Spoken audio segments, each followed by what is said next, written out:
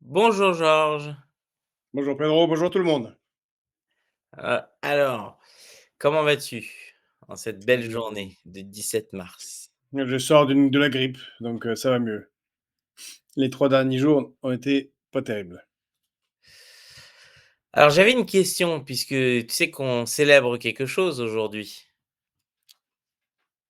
On Ça célèbre fait oui, 5 ans, 5 ans. 5 ans qu'on a été tous en quarantaine, confinés chez nous et 5 ans que Emmanuel Macron a dit que nous étions en guerre. Donc qu'est-ce qui a changé depuis 5 ans? Est-ce que maintenant on a une souveraineté pharmaceutique qui marche? Est-ce qu'on a une réponse pandémique qui marche? Est-ce qu'on est capable de fabriquer nous-mêmes des vaccins? Est-ce qu'on est toujours dépendant, de la Chine pour le Doliprane? Je pense qu'on a tout réglé, non, en 5 ans, avec notre hyper président qui reconstruit Notre-Dame super vite? Tout est réglé, on n'a jamais été aussi efficace. Dans les cryptes de Notre-Dame, on a maintenant, plusieurs centrales, de production de médicaments. La France est en capacité de fournir des vaccins à toute la planète, en cas de nécessité, mais d'abord à ses citoyens. Il y a suffisamment de lits en cas de pandémie. Nos usines se sont remises à fabriquer des respirateurs et de l'oxygène sur le territoire national, car c'était d'utilité publique. Nous avons remis en place les EPRUS, les établissements publics de réaction aux urgences sanitaires, qui sont maintenant corrélés avec les pompiers, le SAMU et la protection civile. Bref, nous sommes protégés, car nous étions en guerre. Bon, c'était une blague, hein, évidemment. Rien de tout ça Ah n'a été fait. merde! Moi qui Rien. pour une fois je me suis dit: Ah, «Je vais mais commencer sur des voilà, bonnes nouvelles». ça aurait été un beau succès pour Emmanuel Macron, mais il n'a pas fait tout ça, alors que, comme tu l'as rappelé, nous étions en guerre. Et moi, je me souviens de cette séquence complètement délirante où il avait fait un topo sur le fait que nous étions en guerre depuis un porte-avions. Il y avait un Rafale derrière. Bon, c'était une pandémie, hein, donc on n'était pas en guerre. Mais Ouais, mais tu visiblement, sais, l'état de c'est guerre, ça lui plaît beaucoup, hein. pourtant il se met pas en kaki comme Zelensky, tu vois? Oui. Oh, il Brigitte s'est n'a mis au pas dû début, choisir le au bon. début, il le faisait un peu à la Poutine, il se mettait en avion en tenue de Ah oui, pilote. tu te souviens là et quand il boxe comme ça là, il était comme Voilà, il boxe avec ses gros avec des biscottos. muscles, photoshopés. Mais en creux, blague mise à part, c'est assez terrible puisque la pandémie a été un révélateur pour tout le monde de ce que nous disions. Alors que je vais le rappeler puisqu'on est quand même assez fiers avec Pedro et puis tous ceux de République Souveraine, eh bien c'est que bien avant la pandémie, nous avions alerté en faisant des articles sur le recul de la production de médicaments dans notre pays, sur les pénuries de médicaments qu'on avait déjà, et on avait insisté, je me souviens tout particulièrement sur la cortisone à l'été 2019, qui est problématique pour beaucoup de gens qui ont besoin de cortisone. On n'en avait pas. Et depuis cette époque, eh bien, en fait, tous les ans, il y a de plus en plus de médicaments qui sont en pénurie et de plus en plus de médicaments critiques. Et donc, toute cette pandémie, l'effet que ça a eu, ça n'a rien changé. Rien n'a changé. C'est ça le plus extraordinaire, c'est qu'on était en guerre, il fallait se mobiliser. euh, euh, ça a un coût colossal sur le PIB et pour les comptes de la nation, hein, qui ne sont, comme dans d'autres pays, hein, c'est pas spécifique à la France, mais qui ne sont toujours pas remboursés. Et de cela, on n'a tiré aucune leçon. Et c'est ça le plus terrible. Nous sommes toujours aussi dépendants, si ce n'est plus, de la production de médicaments ailleurs, en particulier en Chine et en Inde. Et déjà à l'époque, on avait dit, si tu te souviens, Pedro, qu'est-ce qui se passe si un jour il y a une tension géopolitique avec la Chine, hein, et bah, qu'est-ce qui va se passer et si il va appeler Macron, il va lui dire Macron, t'es sûr que tu vas avoir des antibiotiques ou pas? Ou on délaye un petit peu la livraison? Eh ben, rien n'a changé. Pire, on sait qu'on a des centres de recherche comme Sanofi qui ont été délocalisés aux États-Unis, alors même que Sanofi bénéficie par nos impôts du crédit impôt recherche. On marche complètement sur la tête. Alors, on a une petite usine de Doliprane qui a été installée à Toulouse, mais qui ne suffit pas à la production pour le pays. Et tout simplement, on est toujours aussi dépendant. On n'a pas de production nationale, on n'a pas de centre du médicament national. Cette ni de capacité de fabrication de vaccins sérieuse. Tout est délégué dans un boui-boulga complètement incohérent à l'Union européenne, qui n'avait été capable de rien, si ce n'est de passer des accords avec Pfizer et d'autres entreprises de ce genre, toujours secrets.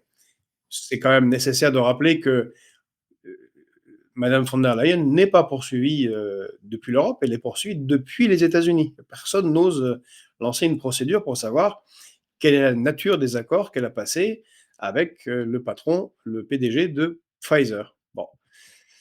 Bref, tout ça est assez catastrophique. Et puis, tu voulais dire quelque chose, je crois, Pedro. Je t'ai vu inspiré.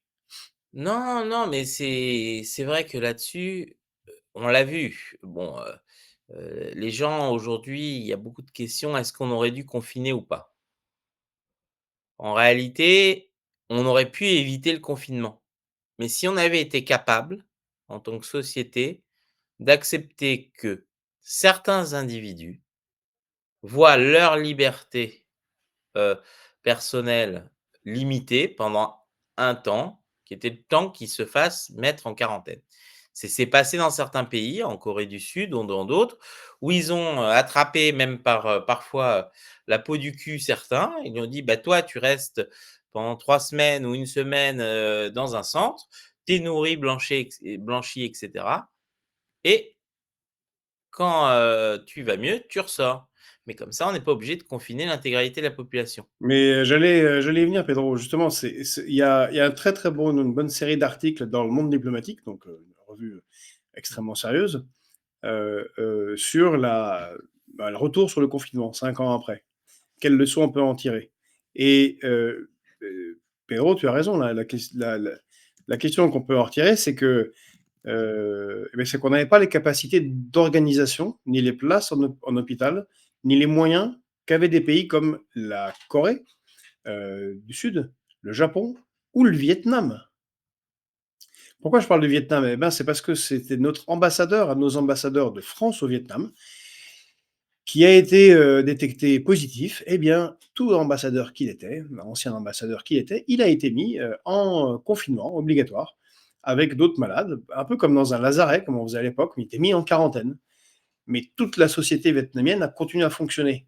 Eh bien, ils ont eu beaucoup moins de morts, beaucoup moins de problèmes, et ils n'ont jamais arrêté leur pays. Pareil pour la Corée du Sud, pareil pour le Japon. Et donc, on a plusieurs niveaux de types de confinement. Et on voit que un modèle occidental totalement libéral et individualiste, où mon Dieu, la contrainte à une personne, c'est quelque chose d'atroce, inacceptable, et bien quand un problème sanitaire arrive, parce qu'on n'a pas les capacités, même pas la, la disposition mentale pour accepter d'être contraint, eh bien la conséquence, c'est que ça s'abat sur tout le monde, de manière indiscriminée et absolument débile, catastrophique pour les comptes de la nation, catastrophique pour, on l'a vu, pour la psychologie de beaucoup de gens, d'une absurdité totale. Et je crois que malheureusement, on n'a pas eu d'évolution de ce côté-là. Il n'y a pas de réflexion. Et je pense que si demain on avait une nouvelle pandémie de quoi que ce soit qui apparaissait, on aurait le même problème. C'est-à-dire des gens incapables d'accepter eh bien que si vous êtes positif, et on vous sort de votre famille, on vous sort de votre travail, on vous met 3 semaines quelque part. D'autant plus qu'on n'a pas les moyens, ça n'a même pas les lits d'hôpitaux. Il y a encore plus de lits d'hôpitaux qui ont fermé. Et donc, si on a une nouvelle pandémie, on aura toujours eh bien, cette réaction médiévale, car c'est comme ça que c'est analysé maintenant par ceux qui travaillent, qui reviennent en arrière et disent bah, les pays qui ferment tout le monde, qui ferment tout, ont des réactions médiévales. Et ils n'ont pas la capacité technologique, ni la capacité, ni les moyens, ni les dispositions d'esprit pour faire du containment ciblé de la pandémie. Et on en est toujours là. C'est ça qui est tragique. Oui, tout à fait. Alors, j'ai eu le hasard dans la vie, de faire une expérience, en 2003. Donc en 2003, donc on est 17 ans avant le premier confinement, d'avoir fait une mission pour l'OMS et ma mission consistait à reformater des documents et des PowerPoint pour une présentation, donc pour un colloque international de l'OMS. Et donc, je me suis pris tous les comment ça s'appelle? Les PowerPoint qu'il fallait que je remette en page pour que tout soit bien et que ce soit visible sur le projecteur qui allait être projeté et après c'est moi qui me suis occupé des projections. Donc j'ai assisté à toutes les conférences Et à l'époque, donc il y avait beaucoup de simulations sur la réponse pandémique. Donc les schémas, c'était Ebola, hein. C'était donc quand même des épidémies assez violentes. Et je me souviens d'un de ces responsables qui présente les schémas de comment il faut faire, comment il faut restreindre. On va dire un schéma très efficace s'il est mis en place immédiatement. Devant, il y avait plein de ministres de la santé, et tout, et il se tourne vers eux et il fait: «Je crois que malheureusement, le jour où on sera dans cette situation, personne n'aura le courage politique de prendre les bonnes mesures au bon moment et donc après, tout ça ne servira à rien». Et ça a résonné dans ma tête, en fait. Et quand on a eu ça, j'ai vu tout le plan qui était simple. Il y avait étape 1, on ferme les frontières. Étape 2, on ferme les aéroports dans les 24 premières heures. Dans 72 heures, il faut fermer les ports. Nous, on a fait les flyers Buzyn. Voilà. Non mais, truc simple. Tu isoles les malades, tu les prends en charge. Je veux dire, tout était simple. Et il disait: «Le problème, ce sera le courage politique». Ben, on l'a vu. Il y a pas eu de courage politique. D'ailleurs, la Mais non-fermeture des ce qui est bizarre, aéroports. c'est qu'il faut encore plus de, entre guillemets, je sais pas si du courage ou de folie politique que d'enfermer tout le monde. Oui, C'est sidérant, en fait. oui, mais après, C'est ça faisait beaucoup partie plus du schéma. Il disait: contraignant, hein. «Ça devient n'importe quoi après». Parce que comme ils ont pas suivi, en gros, c'est un peu comme si vous avez une fuite chez vous. Vous voyez un dégât des eaux. Bah, vous allez tout de suite voir votre voisin, il change son joint, il corrige. Ou bien vous laissez le dégât des eaux augmenter, vous mettez un seau en dessous et vous attendez. À un moment, le voisin, il finit par se retrouver dans votre salon. Parce que le truc est tellement pourri et foutu en l'air que ça devient n'importe quoi. Bah, voilà, c'est la gestion à la française, de monsieur Emmanuel Macron. Voilà.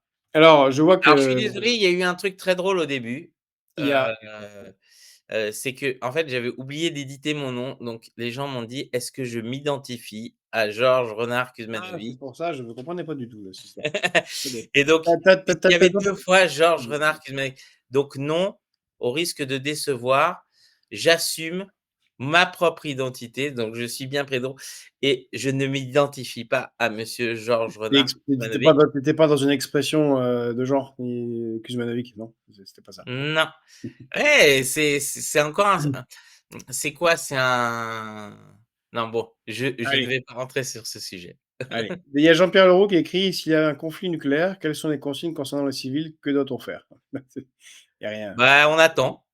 Et Jean-Pierre, il y a rien à faire. Et s'il y a un conflit nucléaire réellement, ce que je ne nous souhaite pas à l'humanité, ceux qui auront le plus de chance, c'est ceux qui seront soufflés, dans l'instant, par une arme nucléaire ou calcinés en un instant. Après beaucoup, souffriront parce qu'ils seront, un peu brûlés, beaucoup irradiés, mourront, doucement, dans d'atroces souffrances. Et puis quand sera installé l'hiver nucléaire, il y aura de très rares survivants qui, eux, auront plusieurs décennies à survivre, je ne sais pas comment, dans un univers, totalement, glacé, de poussière. Ce sera un peu la route de McCormack, un livre très déprimant. Probabilités de survie sont assez faibles. Je parle de l'humanité. Voilà. Donc il n'y a pas grand-chose à faire, ou alors vous préparez un super sac de preppers, dans le cas où vous ne seriez pas dans une zone où vous mourrez tout de suite. Là, il n'y a rien à faire. Oui, parce que faut pas se leurrer, même ceux qui, vont faire des bunkers et cetera, au bout d'un moment, vous allez vous faire chier dans votre bunker.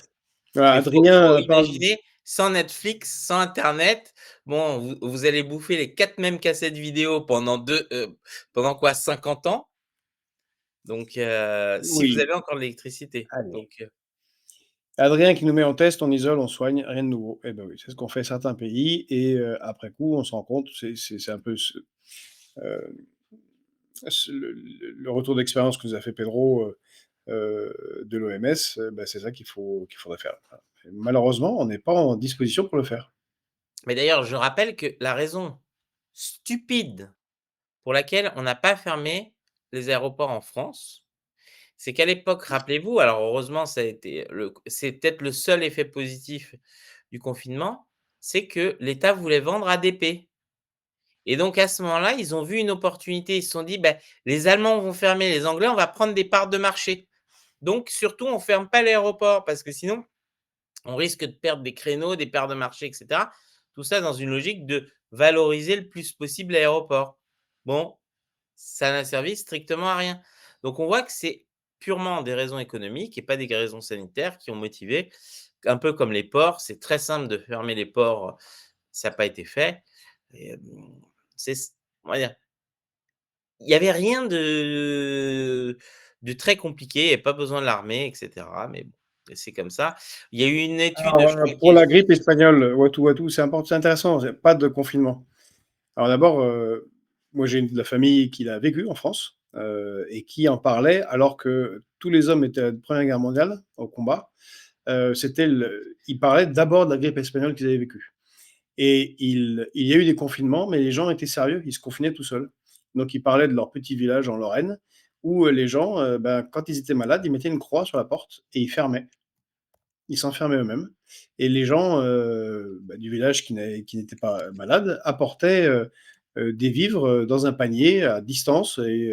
Et quand ils étaient partis, bah, les gens, une personne de la maisonnée sortait pour récupérer ça. En plus, il faut se rendre compte que nous parlons d'une France où il y a eu énormément de morts, comme dans le reste du monde, de cette grippe espagnole, et où la population était, par rapport à aujourd'hui, de facto confinée. Les gens vivaient dans des villages, se déplaçaient fort peu, et pas d'avion et de transport international, et tout ça n'existait pas. 65% de la population française était dans des villages dont les gens ne sortaient pas.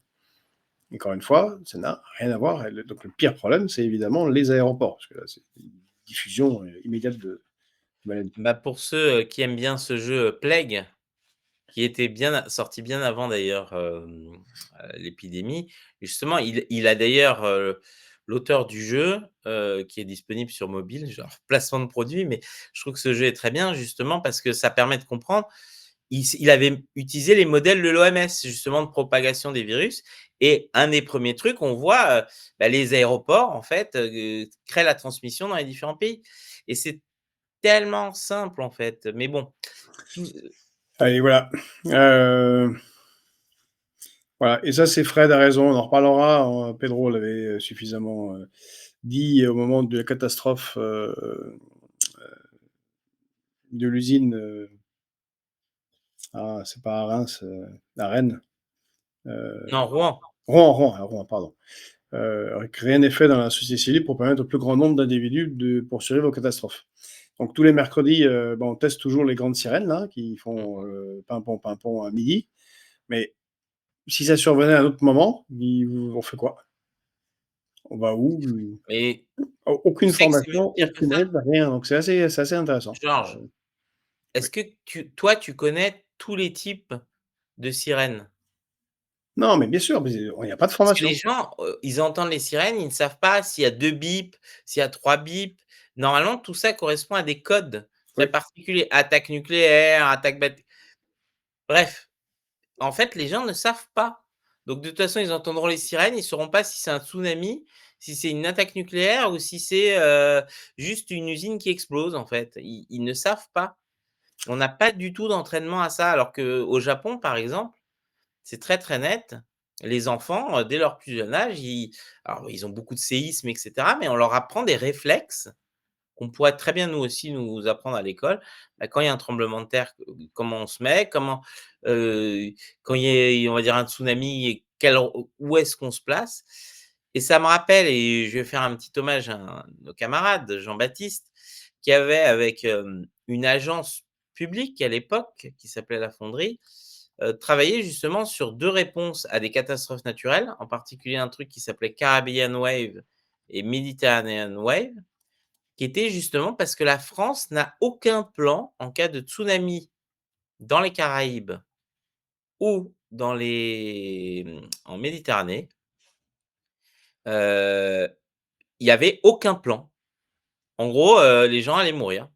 Donc ils ont fait le boulot de regarder où étaient les points de distribution d'eau, les points de communication et cetera, et ce travail a permis de servir de manière très efficace, je crois que c'était quand il y a eu le cyclone, à Saint-Barthélemy, aux équipes de secours parce que l'État n'avait pas de carte. L'État avait des cartes d'état-major complètement on va dire inutilisables parce que ça disait pas où étaient les tuyaux d'eau. Donc voilà, bref, c'est une initiative semi, publique, mais fait par des gens qui se sont dit: «Peut-être que ce serait bien, on sait jamais, vu que la probabilité n'est pas nulle qu'il y ait un tsunami, ou en Méditerranée». C'est déjà arrivé, hein, faut pas oublier en Crète, c'est c'était arrivé, il y avait eu un gros tsunami ou bien et il y a des ou bien en comment ça s'appelle? Dans les Caraïbes. Enfin bref. Je vais vous montrer une image à tous d'une réalisation française. Cette statue cette statue qui est aux États-Unis est un cadeau ou fut un cadeau de la France aux États-Unis. Mais comme il est pas avare pour raconter, on va dire des bêtises, Raphaël Glucksmann demande aux Américains de nous rendre la Statue de la Liberté. Alors moi, perso, tout de suite quand il a dit ça, ça m'a rappelé un sinistre sire de la politique française qui s'appelait Henri de Lesquen, qui parlait de raser la tour Eiffel. Donc je suis je pense pas que ce soit une bonne idée, mais pour qu'est-ce qu'il arrive à Raphaël Glucksmann? Je croyais qu'il devait partir au front, combattre avec, les Ukrainiens. Maintenant il veut rapatrier la Statue de la Liberté. Peut-être qu'il a vu Ghostbusters 2, ou 1, je sais plus, quand il y a la statue. Mais Raphaël Glucksmann est en fusion, ouais, comme tous les néocons, atlantistes qui sont en état de panique, compte tenu des changements globaux, de la géopolitique mondiale et donc ils racontent n'importe quoi. Donc voilà, mais ce qui est intéressant, c'est la réflexion de quelqu'un comme, Raphaël Glucksmann. Il dit, «Il faut que les États-Unis rendent la Statue de la Liberté, car c'est le symbole de la liberté, que les États-Unis ont toujours guidé le monde libre, vers la liberté, vers la protection de l'individu, vers la défense du bien contre le mal». Or, c'est ça qu'il y a derrière sa réflexion et c'est ça la folie qu'il y a derrière, nos médias et la plupart de, ceux qui analysent les événements géopolitiques. Folie dont il faut qu'on sorte, sinon on le paiera très cher, spécifiquement en France. C'est de tout analyser en termes tolkieniens de bien et de mal. Soit on est avec les hobbits et les elfes, soit on est avec le Mordor et les orques. Voilà et ça, c'est une première chose. L'autre chose, c'est que, il semble que pour monsieur Raphaël Glucksmann et quelques autres, heu, les États-Unis, ne seraient en train, de déraper que maintenant et Raphaël Glucksmann, est-ce qu'il se souvient d'un coup d'État au Chili en 1973? Est-ce qu'il se souvient des opérations Condor et de l'assassinat de milliers d'opposants, de, d'homosexuels, en Amérique latine? Est-ce qu'il se souvient des 17 coups d'État qui ont été organisés rien qu'en Amérique latine? Est-ce qu'il se souvient du coup d'État en Indonésie en 1965 et ce qui s'en est suivi, à savoir 1 million de communistes tués? Bon, communistes entre guillemets, il s'agissait d'agriculteurs qui soutenaient un peu la guérilla et puis ils ont nettoyé un petit peu au Karcher en faisant pas trop attention aux dommages collatéraux. Il se souvient sûrement d'une guerre en 2003 en Irak, puisque M. Glucksmann était membre du cercle de l'oratoire et que ce cercle de l'oratoire réunissait les plus cinglés des néoconservateurs français, où il y avait déjà Bruno Tertrais, qu'on entend régulièrement dire n'importe quoi ici et là, qui eux exigeaient que la France participe à la guerre d'Irak et même après la révélation du fait des années après qu'il n'y avait pas d'armes de destruction massive, disaient on aurait dû y aller car on était avec les États-Unis. Destruction entière d'une nation, à peu près 1 million de morts, auxquels on peut rajouter les 500 000, 700 000 qui précédaient de l'embargo violent qui a été imposé sur le peuple irakien, et dont a découlé la création de Daesh et tout le chaos qui s'en est suivi jusqu'au Bataclan chez nous. Il ne fallait pas rendre la statue de la liberté à ce moment-là. On peut, et le Vietnam, la plus grande guerre chimique jamais menée, 1 million de morts, rien que de l'agent orange déversé sur le Vietnam. Il ne fallait pas rappeler la statue de la liberté à ce moment-là et l'opération au Guatemala, et les conflits et les opérations foireuses à Cuba, et les différents coups d'État qui ont été tentés, et la guerre du Kosovo, et ainsi de suite, et ainsi de suite, et ainsi de suite. C'est étonnant que monsieur Glucksmann ne s'intéresse, au rapatriement de la Statue de la Liberté que maintenant. Bon, en tant que défenseur de la liberté, les États-Unis, donc vous avez bien compris, sont pas très propres, hein, évidemment, d'ailleurs comme peu d'États puissants, heu et c'est bien le problème de la manière dont on voit maintenant le changement du monde, avec cette idée absurde, d'un côté le bien, de côté le mal, et mon Dieu, le mal vient de contaminer la patrie du bien, les États-Unis, avec l'agent du KGB, Donald Trump. Nous, il faut qu'on résiste, rendez-nous, rendez-nous, rendez-nous la statue de la liberté. On est vraiment à un niveau de n'importe quoi et d'absurdité. Le problème, c'est que ça, c'est véhiculé au sein de la population et que ben, ça n'aide pas les citoyens à appréhender le monde tel qu'il est, tel qu'il sera demain. Alors, si je peux me permettre, parce que c'est toujours intéressant, de faire un peu d'histoire. Déjà, la Statue de la Liberté, donc pour ceux qui ne savent pas, donc elle a été fabriquée par un Français, Auguste Bartholdi, heu, dont la structure interne a été faite par les ateliers de Gustave Eiffel, donc c'était, on va dire, le summum de l'ingénierie française. Et à la base, le premier dessin de la Statue de la Liberté, en fait, c'est suite à un voyage donc de Bartholdi en Égypte, et donc il voit le canal de Suez, donc qui était en train d'être construit, et il voulait faire une statue. Et donc à la base, la Statue de la Liberté, son projet, c'était qu'elle soit sur le canal de Suez. Ça, elle a fini donnée aux Américains. Il y a 5 statues de la Liberté, du moins qui sont des projets ou des répliques que lui-même a fait dans Paris. Donc il y en a une fameuse sur l'île aux Cygnes, il y en a une autre, je crois, dans le jardin du Luxembourg, et il y en a une, je crois, à Arts et Métiers, du moins dans l'école des arts et métiers, et je ne sais plus où est l'autre. Mais on en a plusieurs, et ah oui, on a la fameuse flamme Jardin de du la Luxembourg. oui, oui, mais c'est je l'ai dit déjà, Ah et il y a voilà. la flamme de la Statue de la Liberté sur le, le pont de l'Alma. D'ailleurs, flamme qui crée, beaucoup de confusion dans la tête des on va dire, nos amis britanniques, puisqu'ils sont convaincus pour beaucoup que cette flamme a été apposée après la mort de Lady Diana, alors que pas du tout. Cette flamme était là déjà avant. Mais je pense que je ne sais pas si c'est toujours le cas, mais pendant très longtemps, il y avait des collages sur toute la flamme, justement avec la photo de Diana qui s'est crashée sous le pont en Mercedes. Ce qui est sûr, c'est alors, on a été très fort à l'époque pour emmener la Statue de la Liberté, donc qui a été fabriquée en France, jusqu'aux États-Unis. Moi, j'aimerais, avant que Raphaël Glucksmann décide de, rapatrier la, Statue de la Liberté, qu'il m'explique déjà avec quels moyens industriels il va la démonter, quels moyens industriels français il va la démonter et il va la ramener. Parce que déjà ça, je pense qu'on a même plus de bateau pour le faire. Non, mais Raphaël Glucksmann ne réfléchit pas dans ces catégories. C'est comme il veut faire la guerre à la Russie et soutenir militairement l'Ukraine. Il est le prototype, il est un prototype des politiciens d'aujourd'hui. C'est un Gabriel Attal, c'est un Emmanuel Macron. Ce sont des gens qui se regardent dans le miroir, parlent. Et je ne sais pas pourquoi, ils pensent qu'ils ont le pouvoir de Dieu.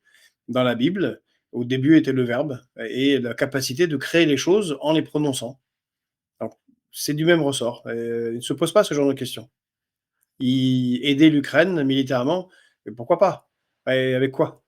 Et c'est bien le problème depuis le début, c'est que industriellement, la Russie a infligé une défaite stratégique à l'OTAN et au modèle de production à flux tendu, avec une organisation de la production industrielle de défense qui est principalement dédiée à la vente à l'extérieur. Voilà. Bah, ce modèle-là est un échec et pour le changer, il faut 10 ans. En attendant, ça ne sert à rien juste de déclarer: «Je veux, je veux, je veux». Bah, il veut, mais Bah, tiens, en parlant de «je veux, je veux, je veux», il y a un certain Emmanuel Macron et un certain Starmer qui ont l'air super contents là. Ils font des réunions, ils disent: «Ouais, allez, on y va, on fait l'Ukraine, on va envoyer des troupes et tout». Ils essayent de convaincre les gens. Qu'est-ce qui se passe avec ces 2 là? Est-ce qu'ils sont pas juste en train de gesticuler, ou ils sont vraiment complètement cinglés? ouais, là, on a quelque chose d'assez, dangereux, qui se passe puisque,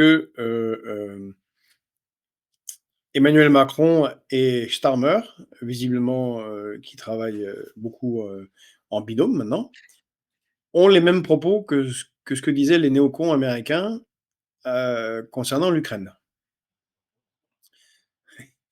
Oui, c'est drôle, Eric. À savoir que là, les États sont souverains et la Russie n'a rien à dire quant à l'entrée de l'Ukraine dans l'OTAN. Et donc là, on a ce niveau de folie particulier. Alors je ne sais pas si c'est juste des mots, parce que ce sont des spécialistes des mots et du blabla, ou si il y aurait malheureusement dans leur, déclaration une part de réalité, ou de volonté de mettre ça en œuvre. Ils ont déclaré, l'un comme l'autre, que le déploiement de troupes françaises ou britanniques, heu, en Ukraine ne concernait pas la Russie et qu'ils pouvaient le faire eux-mêmes, quel que soit, sans que les Russes aient leur mot à dire. Alors, ils ont visiblement raté le passage où, les Russes considèrent que c'est une déclaration de guerre et que toutes troupes de l'OTAN, parce que c'est ça le problème, ce qu'ils n'arrivent pas à faire la connexion, c'est que la guerre d'Ukraine est une guerre d'extension de l'OTAN et que là, on a les troupes de 2 pays de l'OTAN qui entreraient en Ukraine pour préserver la paix. Or, ce sont 2 pays qui arment et entraînent les troupes ukrainiennes, donc bien évidemment, qui ne peuvent pas être considérés comme, agents de paix par, l'un des protagonistes, en l'occurrence, les Russes. Et donc, suivant cette logique-là, les Russes les prendraient comme cible, puisque bien évidemment, les troupes qui seraient éventuellement envoyées en Ukraine seraient des troupes en appui à l'Ukraine et non pas des troupes, œuvrant pour un processus de paix qui n'existe pas. Et là, on rentre dans, si c'était réellement fait, on rentre dans une logique, extrêmement dangereuse. On ne sait pas comment elle peut terminer et ce qui ramènerait à la question de Jérôme tout à l'heure: qu'est-ce qu'on fait en cas de guerre nucléaire? Car le problème, c'est que aussi bien la France que le Royaume-Uni sont des nations nucléaires. Voilà. De leur côté, les Russes, ont dit clairement que, s'il devait y avoir un processus de paix, qu'il y aura un jour, eh bien les troupes qui devaient être déployées en tant que, garants de cette paix, comme des casques bleus. D'abord, il faudrait que ça passe par l'ONU. Visiblement, à nouveau, Starmer et Macron ont oublié ce détail et que ça devait être des pays, évidemment, non membres de l'OTAN ou non dépendants de la Russie. Ça tombe un peu sous le sens. Donc voilà, on a le bellicisme en marche. Heu et puis on a un problème aussi lié à notre, en tout cas pour la France, à notre constitution. Car contrairement à ce que, on croit, c'est le Premier ministre qui est en charge des armées. Macron là, marche complètement sur les plates-bandes du Premier ministre et comme cela conduirait à une situation de guerre, ceci devrait être discuté, présenté par le Premier ministre au parlement pour qu'il y ait un vote, en conscience des représentants de la nation, de ce que ça veut dire entrer en guerre contre une puissance nucléaire qui a 6 000 têtes nucléaires. Mais c'est pas fait du tout.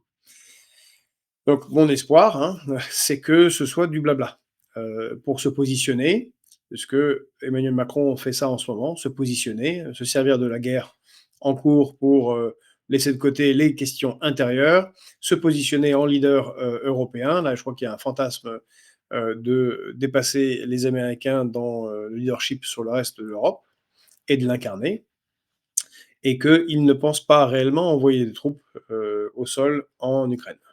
Mais alors justement, Georges, tu parles d'esquiver les sujets intérieurs. Est-ce que le but, c'est pas d'esquiver ce sujet-là? Parce que à force de vouloir, plein d'argent pour la guerre, on finit par plus avoir d'argent, du tout. Donc maintenant, ça commence à être compliqué, sur la question des retraites. On voit qu'il y a un couac en plus entre, François Bayrou et le ministre, de l'économie. Est-ce que c'est justement Macron est pas dans une opération, on va dire contre-feu pour oublier que c'est la merde en France, je suis désolé du terme, mais c'est la réalité et qu'on n'a toujours pas d'industrie, et que ça va être de pire en pire. Alors avant de répondre, tu as une question de Fred, Krum. Et quelles sont les sources idéologiques, penseurs, philosophes des néocons? Comment devient-on néocon? Alors comment on devient? Ça je sais pas. Par contre, Sur la logique géopolitique des néocons, on a fait une petite vidéo, elle dure une demi-heure. Vous pouvez la retrouver sur Fréquence Populaire. C'est pourquoi les Américains font-ils ce qu'ils font. Et qui, voilà, vous verrez, on sort de l'absurdité de l'analyse binaire, gentil, pas gentil. Pourquoi ont-ils fait ce qu'ils ont fait? Pourquoi font-ils ce qu'ils font? Il y a une logique géopolitique, il y a des logiques d'intérêt. Voilà, vous aurez la réponse là. Alors, oui, le problème, c'est que Macron a décidé d'augmenter le budget de la défense, encore une fois.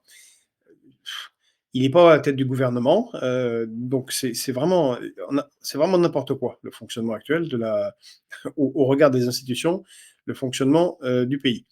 Euh, a priori, on aurait une augmentation du budget de 30 milliards, du budget de la défense.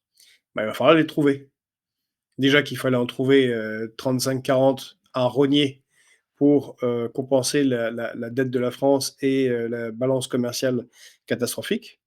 Balance commerciale qui va être encore plus catastrophique parce qu'une partie de cet argent servira à acheter du matériel.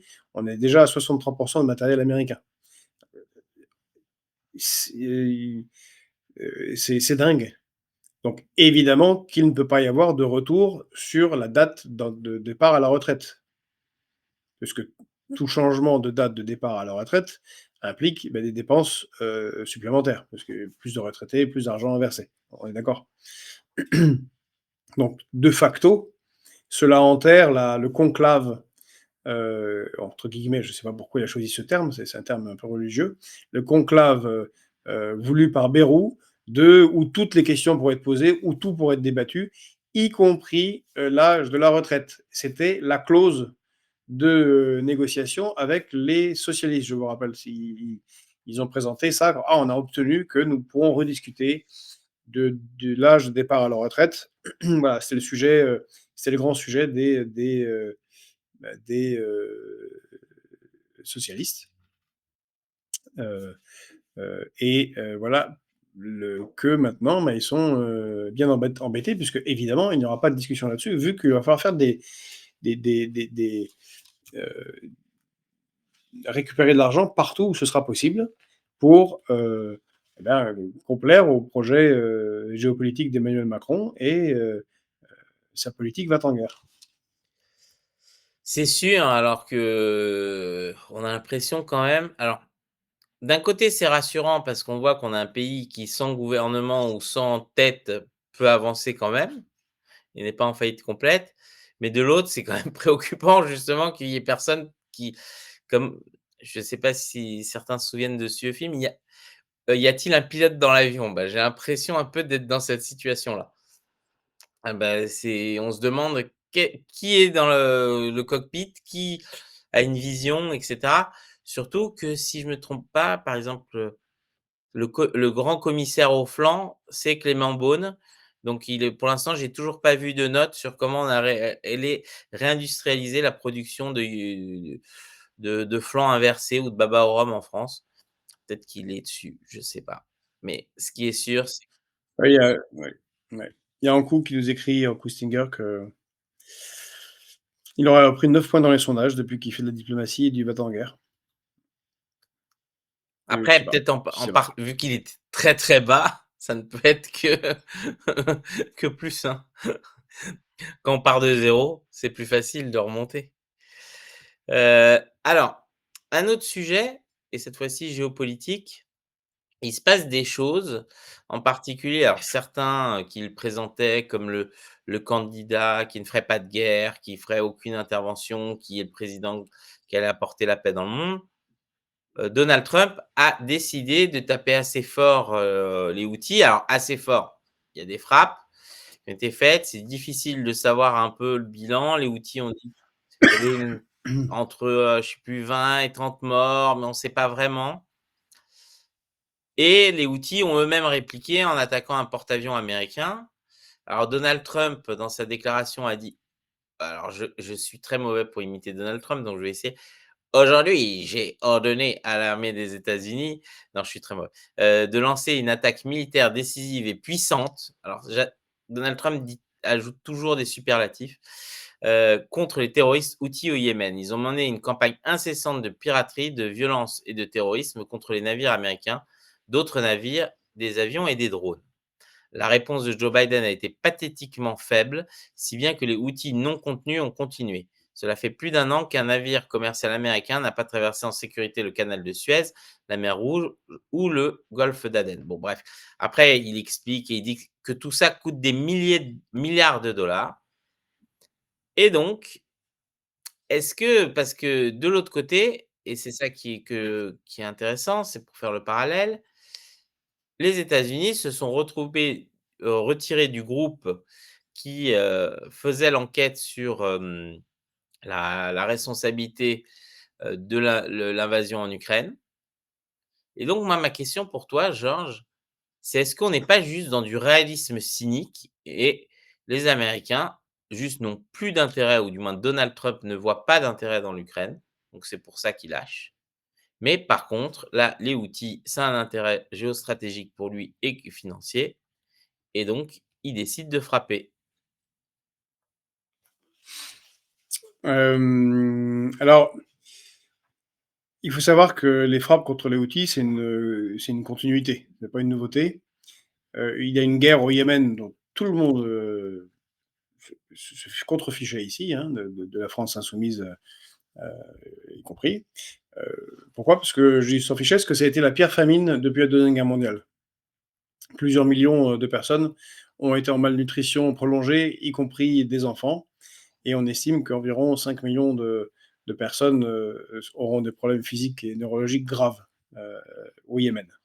Bon, c'est pas grave. Donc c'était une guerre qui a commencé civile en 2014 et qui a conduit, après la victoire, pas la victoire, mais enfin bon, le gros avantage pris par les Houthis chiites, à l'intervention d'une armée sunnite, entre autres menée par l'Arabie saoudite et soutenue par les États-Unis. 2014, hein. Donc ça fait plus de 10 ans. Plus de 10 ans que des pays puissants, dont les États-Unis, mènent la guerre aux Houthis. Et il faut quand même bien se rendre compte que là, on est au niveau de l'Afghanistan. Ce sont des gens qui sont avec des pick-up, un peu de matériel de guerre, dans des montagnes arides, avec des chèvres. C'est pas la Russie. Mais ça fait 10 ans qu'ils n'arrivent pas à les réduire. En 2018, les États-Unis ont frappé des radars outils au Yémen. En 2019, frappe aérienne massive contre les installations outils. 2020, des frappes se sont poursuivies contre les installations outils. 2021, après les attaques des outils contre l'Arabie saoudite, l'administration Biden a fait des frappes ciblées sur les infrastructures militaires outils, et ainsi de suite, et ainsi de suite tous les ans, hein. Là, récemment, c'est parce que les Houthis tirent des missiles hypersoniques, et je viens au sujet, tirent des missiles hypersoniques sur Tel Aviv, à 2000 km de distance, en touchant Tel Aviv, et quand ce sont des missiles hypersoniques qui sont tirés, ils ne sont pas arrêtés. Eh bien, Israël a bombardé le port d'Odeïda, c'était le 20 juillet 2024, en ciblant les stockages d'armes, les dépôts pétroliers, tout ce qui pouvait être cassé. Le port a été littéralement détruit. En septembre 2024, ils ont recommencé, pareil, Israël, aidé par les États-Unis. Et le 26 décembre, donc il n'y a pas très longtemps, là, ils ont ciblé l'aéroport international de Sahana. Voilà. Mais les Houthis continuent à tirer des missiles balistiques contre Israël.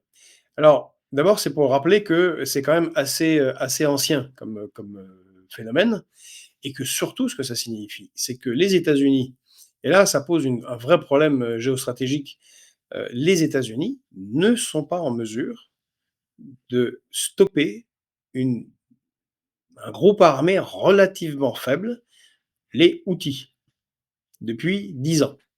Ils n'y arrivent pas.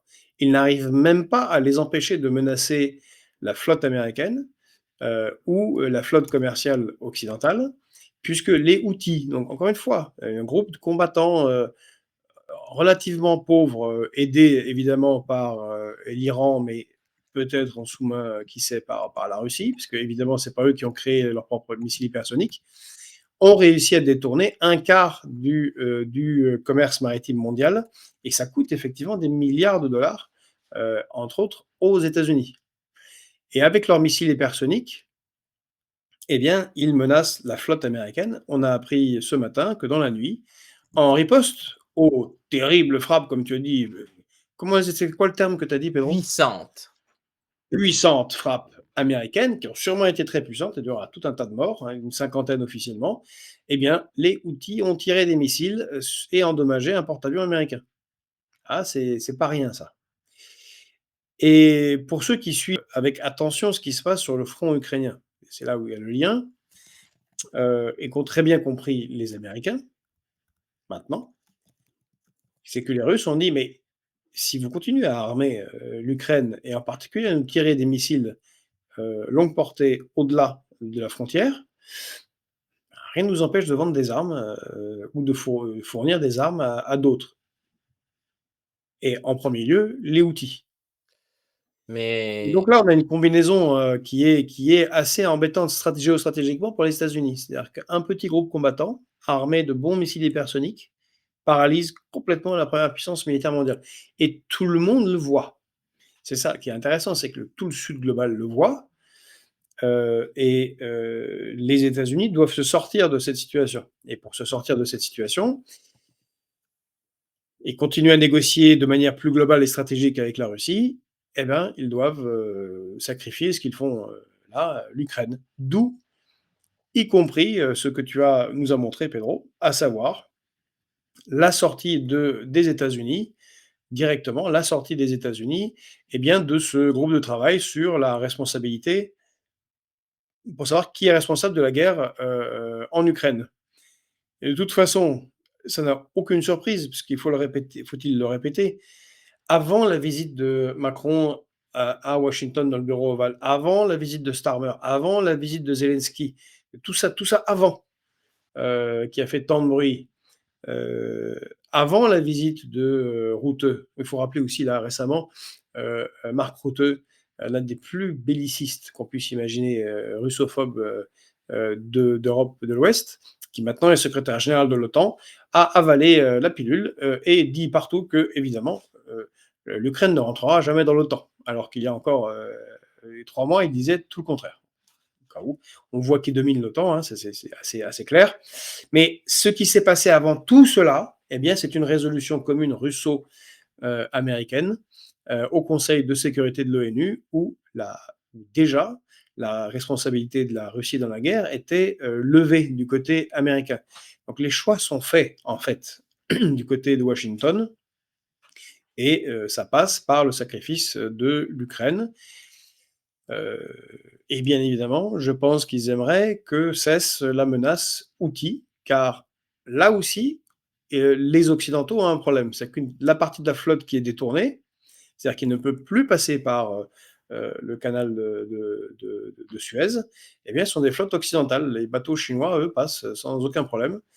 Et ils ont un avantage donc compétitif en termes de déplacement, comme leurs compagnies aériennes qui, elles, peuvent passer aussi au-dessus de la Russie.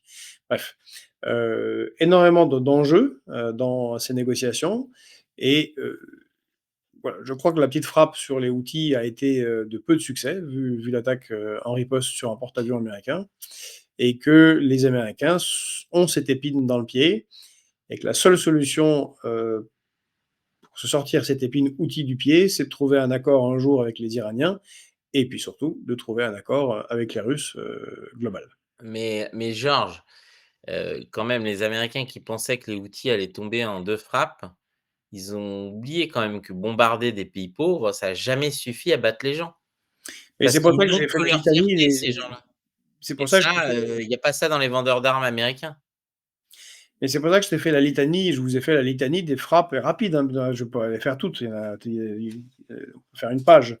Des frappes déjà américaines depuis 10 ans contre, les Houthis. Ils n'y arrivent pas, et ça, c'est un vrai problème. C'est-à-dire que les États-Unis, non seulement ne sont pas capables d'aider militairement et stratégiquement l'Ukraine, ou de défaire les talibans en Afghanistan, mais ils ne sont pas capables, avec tout cet argent investi dans la défense, ils ne sont pas capables de défaire un petit groupe au Yémen. Mais moi, j'imagine le conseiller de Trump, qui répond à la question de Trump: «Mais, pourquoi nos missiles, Tomahawk, Patriot et cetera, ne le font pas disparaître?» Et ce conseiller probablement du Pentagone lui dit: «Bah, c'est pas de notre faute, les Houthis, ils lisent pas assez nos communiqués de presse». Enfin bref, on va revenir à, j'ai vu que Gilles est déjà arrivé, on a un tout petit peu de retard. On va revenir très rapidement sur ce sujet-là. Et justement, je sais que Gilles, lui, a traqué pendant très longtemps, je suivais sur, Facebook les méchants en trottinette qui faisaient des raids de trottinette, à côté de chez lui. Mais surtout, on se rend compte que Paris est une ville qui devient de plus en plus chaotique. C'est-à-dire que, récemment, il y a eu des polémiques sur les abattages des arbres. C'est-à-dire, on se rend compte qu'ils abattent à tout va, ils replantent et en fait, ils protègent plus les arbres. Donc les arbres qui ont été changés meurent très vite et cetera parce que, il y a des grilles qu'on met, autour des arbres et que les grilles, en fait, c'était pas que pour les manifestants pour se les jeter dessus, mais c'est aussi surtout pour protéger les racines des arbres et pour éviter que les rats viennent les bouffer et qu'en enlevant les grilles, en faisant des trucs végétalisés sans réfléchir, voilà. Et maintenant donc il y a plein d'endroits qu'on piétonise, mais on met pas de aucun, dispositif de protection de l'ordre et cetera, humain de sécurité. Et donc on se retrouve avec des gens, alors là, en l'occurrence, c'est, un Allemand, donc quelqu'un, un bon Européen, du moins, ça dépend du quel côté de l'histoire, un mauvais Européen qui est venu et qui a décidé parce qu'il était bourré, il voulait pousser quelqu'un dans la Seine, bon. Et ça arrive de plus en plus. Et donc, on va être face à des drames parce que, malheureusement, l'absence de planification sur une ville comme Paris, bah, ça fait du n'importe quoi. Oui, mais moi je trouve que c'est pas grave parce que comme, grâce à madame Hidalgo, maire de Paris, bah, maintenant on peut se baigner dans la Seine. Ah oui, Et tu en veux dire plus que c'est pas grave si tu tombes? il y a pas de requins, donc c'est bien, c'est pas grave. Ouais, pas c'est vrai que j'avais pas vu ça comme ça.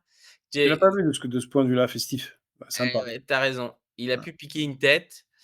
Ce qui est sûr, c'est que Ça se trouve, c'est un justement, écologiste, il a voulu montrer, à ses amis allemands: «Regardez, on peut vraiment se baigner dans la Seine». on parlait de planification et justement ça enchaîne sur l'autre Tiens, il y sujet. a Fred Krum qui demandait, mais je pense que vous avez répondu Fred. Comment ils arrivent à avoir des fonds pour, acheter armes et missiles? C'est quoi les intérêts de ceux qui les soutiennent? On parlait des outils, bah, parce que, c'est toujours la même chose. Si vous donnez des armes à vos adversaires, ben, vous allez donner des armes à vos adversaires de l'autre. C'est vieux comme le monde. Mmh. Donc on parlait de planification, mais voilà encore aussi le problème de l'absence de planification en France. Donc on a, grâce aux compagnies low cost, plein de petits aéroports qui se sont développés. Or, quand on compte sur des acteurs privés, bah, dès lors que, le vent tourne, que c'est plus rentable, ils se barrent. Ça laisse des zones avec des dettes impayables et maintenant devoir, aller mendier aux Chinois l'espoir de signer des contrats pour faire du fret.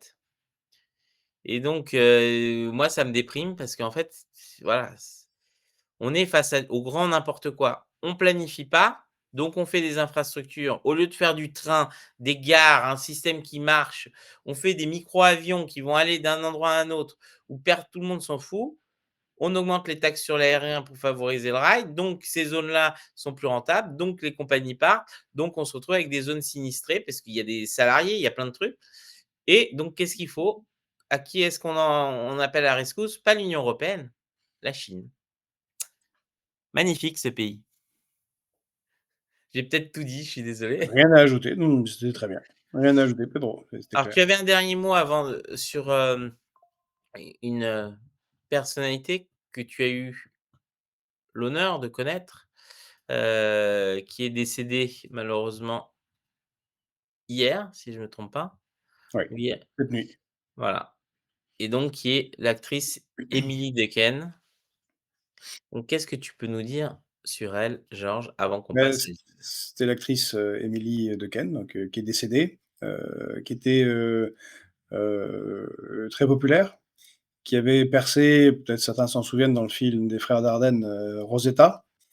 Et bah, bon, on n'est pas tellement dans ce domaine, nous, sur Fréquences Populaires, mais elle était vraiment populaire au sens positif du terme. Il se fait que, complètement par hasard, heu, j'habitais dans un bâtiment, tout à fait, normal, une petite tour, dans le 10e arrondissement, avec, 5 portes sur le palier et on était sur le même palier. Elle habitait là avec, son mari, heu et c'était des gens, voilà, extrêmement sympas. Donc j'ai une pensée pour sa fille, Mila, qu'on croisait régulièrement, et c'est ouais, elle était connue, hein, elle était déjà primée à Cannes. Elle habitait pas dans un quartier, ultra huppé et elle n'avait pas des comportements de star et bah, c'est la voisine sympa. Voilà et je voulais le dire parce que c'est quand même assez rare, dans ce milieu-là. Elle avait gardé vraiment ce côté, bah, populaire, proche des autres, continuer à vivre, une vie normale et voilà, ouais, grande tristesse pour sa famille, pour les proches, heu et je pense aussi donc à, bah, sa fille Mila, puis, à son mari Michel Ferracci qui est un acteur, de corse, et qui, bah, voilà, avec qui on avait à l'époque, sympathisé. Ça doit être, difficile pour eux. C'est des gens, vraiment très bien. Bah, merci pour cet hommage, Georges.